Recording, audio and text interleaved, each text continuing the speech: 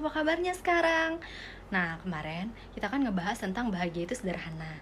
Hari ini aku mau bahas tentang bahagia itu dipraktekin karyanya Tim Westvic. Aku baca ini di Gramedia Digital, dia kayak gini. Jadi kamu nggak usah beli sih sebenarnya untuk bukunya. Kamu tinggal download ke Gramedia Digital, terus kamu bisa cari tentang bahagia itu dipraktekin. Oke, kita lanjut ya. Mengapa harus bahagia? Bahagia itu sesuatu yang sulit untuk didefinisikan. Akan tetapi, kebahagiaan juga merupakan kenyataan yang berlaku secara universal. Dan Anda boleh sampai pada kesimpulan bahwa sesuatu yang telah menjadi milik kita sepanjang hal, contohnya cinta, humor, rindu, dan semacamnya, memang susah untuk diterangkan dengan kata-kata. Kebahagiaan memang universal sejak kita diasuh dalam sebuah pola alamiah yang meyakinkan kita bahwa situasi yang bahagia adalah situasi yang kita butuhkan. Bahkan mungkin merupakan iklim positif di mana Anda menjadi penuh dengan rasa cinta pada segala hal dan merasakan kepuasan yang mencukupi hingga Anda merasa tak butuh apa-apa lagi. Dengan kata lain, kita sungguh harus bahagia. Bahagia merupakan tujuan kehidupan. Banyak orang terjebak pada aneka rutinitas dan pola-pola hidup modern yang membuat mereka salah mengartikan kebahagiaan sebagai kepuasan atas hal-hal yang praktis, sesaat atau kolektif. Bahagia adalah mendasar dan tidak mungkin dikompromikan. Ada tokoh filsafat yang terkenal yang bernama Albert Camus yang menganalogikan kebahagiaan sebagai kehangatan dalam diri pribadi. Bahagia adalah hati yang seperti musim semi, kapanpun dan dimanapun, ketika salju turun, jiwa yang bahagia menghangatkan diri dan sekitarnya. Dari situ, kita tahu bahagia adalah keterampilan yang dipupuk dan dikembangkan. Abraham Maslow, seorang psikolog yang sangat terkenal, menggambarkan kebahagiaan dalam sebuah piramida kebutuhan. Dalam piramida, manusia dalam hidupnya selalu dikejar-kejar untuk memenuhi kebutuhan diri. Dimulai dari kebutuhan fisik seperti udara, makanan, air, tidur, dan kehangatan. Lalu, rasa aman, stabilitas, keterjaminan, kesehatan, uang, dan lain-lain. Hingga berturut-turut cinta dan rasa memiliki, penghargaan diri, pemerolehan pemahaman, pemerolehan keadaan, dan transendensi diri. Jadi, jika Anda berpikir bahwa kebahagiaan adalah suatu yang tak berkembang, tentu Anda keliru. Kebahagiaan anak kecil tentu mencukupi ketika ia ada dalam keadaan anak-anak. Kebahagiaan anak kecil tentu mencukupi ketika ia dalam keadaan anak-anak. Barangkali dengan sebuah mainan atau permen, anak-anak merasa bahagia, namun itu tidak akan lagi menjadi yang utama setelah kita menginjak dewasa. Itulah yang dimaksud piramida. Manusia akan selalu meningkat untuk tuntutan-tuntutan kebahagiaannya.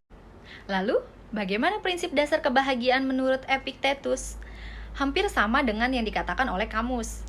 Epictetus menjelaskan bahwa segala yang terjadi di luar kendali kita, seperti cuaca, wabah, kesialan, sewajarnya tidak perlu kita risaukan. Kejadian itu melanda tanpa pernah permisi pada kita. Jadi, kita tidak punya alasan untuk sedih. Oleh karena itu, kita hanya perlu menanggapinya dengan cara yang wajar. Suatu hal yang harus kita sadari di sini. Anda adalah tuan dari pikiran diri sendiri. Bahagia adalah tanggung jawab Anda. Ada 3 resep bahagia. Yang pertama adalah perasaan aman. Perasaan aman merupakan salah satu landasan atau fondasi kebahagiaan. Keamanan merupakan sesuatu yang sangat dibutuhkan untuk menjamin setiap orang. Tidak semua orang hidup dalam jaminan keamanan. Bayangkan, bagaimana seorang mampu merasa bahagia ketika ia selalu merasa terancam. Lagi-lagi, kita perlu bertanya pada diri sendiri secara jujur.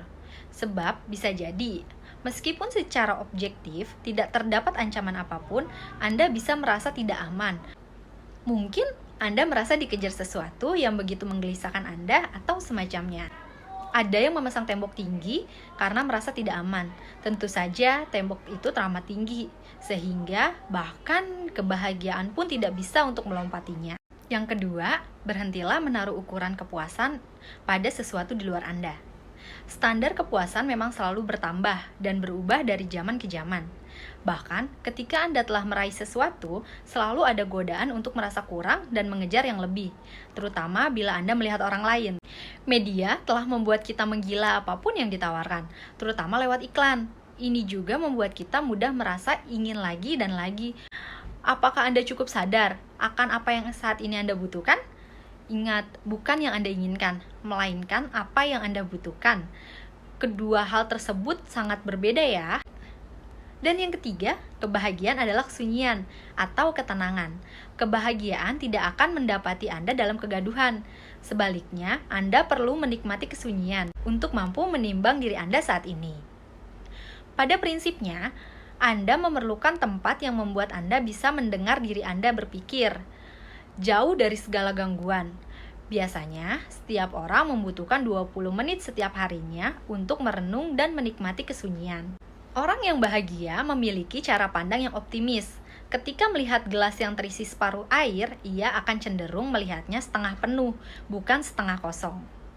Dan betul bahwa kekecewaan adalah sebuah pemulaan dari perasaan yang getir, yang pada dasarnya keadaan di mana Anda tidak lagi bisa melihat banyak hal positif yang ada di sekitar Anda. Sebaliknya, dengan bersikap optimis, Anda menjadi orang yang penuh harap. Dengan menjadi optimis, Anda melihat masa depan dengan tatap mata yang bercahaya, dan ini menjadi modal untuk menjalani hari dengan sangat baik. Mengapa Anda harus memiliki sikap optimis? Orang yang optimis cenderung mampu menentukan target atau tujuan hidup yang lebih jelas. Orang yang optimis cenderung mengembangkan kemampuannya dalam memecahkan masalah. Orang yang optimis lebih percaya diri.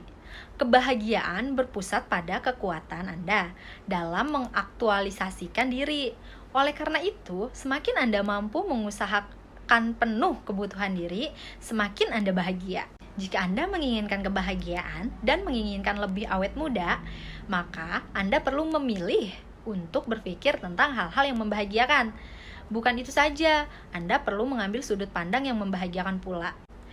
Menurut Dr. Seligman, ia mengatakan bahwa orang yang optimis hidup lebih lama dan itu ditempuh dengan memilih berpikir positif, berpikir yang membahagiakan. Bahagia adalah pertanda bahwa sekarang ini, detik ini, Anda merasa puas dengan apa yang Anda geluti dan Anda lakukan.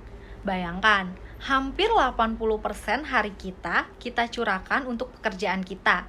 Ini tidak hanya terbatas pada mereka yang bekerja di kantoran, tapi juga mereka, para owner dan lainnya. Pilihan pekerjaan Anda adalah salah satu sarana untuk merengkuh kebahagiaan. Prinsip yang paling dasar dari kebahagiaan adalah kita tidak bisa membuat semua orang pun di dunia ini yang bisa berperan seperti itu. Bahkan, matahari pun juga mendapat kritikan dari orang yang merasa kepanasan. Maka itu, Anda perlu menyadari bahwa toleransi memang nilai yang baik dan bukan berarti Anda harus kehilangan diri Anda. Jangan pernah mau ditindas perasaan atau dorongan untuk mengampuni diri berlebihan hanya karena Anda ingin supaya semua orang menyayangi Anda. Terkadang Anda harus menerima bahwa perasaan didukung adalah sebuah ilusi, tidak nyata, karena sesungguhnya Anda berkorban terlalu besar. Dan sekarang saatnya sedikit meluangkan waktu untuk menulis. Yuk kita tulis tujuan hidup Anda. Hidup Anda harus mengarah pada sesuatu. Tulislah apa yang menjadi tujuan hidup Anda, baik sekarang maupun di masa datang. Tidak semua orang terbiasa menuliskan tujuan hidupnya. Ada juga yang berdalih bahwa hidup tidak perlu terlalu kaku dengan rancangan-rancangan dan perencanaan. Lebih baik mengalir begitu saja. Tujuan hidup bisa menjadi identitas diri kita, karena Anda jadi tahu apa yang Anda inginkan. Sebagai orang yang sudah dewasa, Anda perlu merumuskan apa yang Anda inginkan. Bisa dimulai dari hal-hal yang sederhana, contoh, profesi yang sedang Anda inginkan. Apa yang ingin Anda lakukan untuk meraih kebebasan-kebebasan, baik itu fisik maupun spiritual. Anda tidak perlu merasa mual ketika tahu Anda menuliskan hal-hal yang terkesan muluk dan abstrak.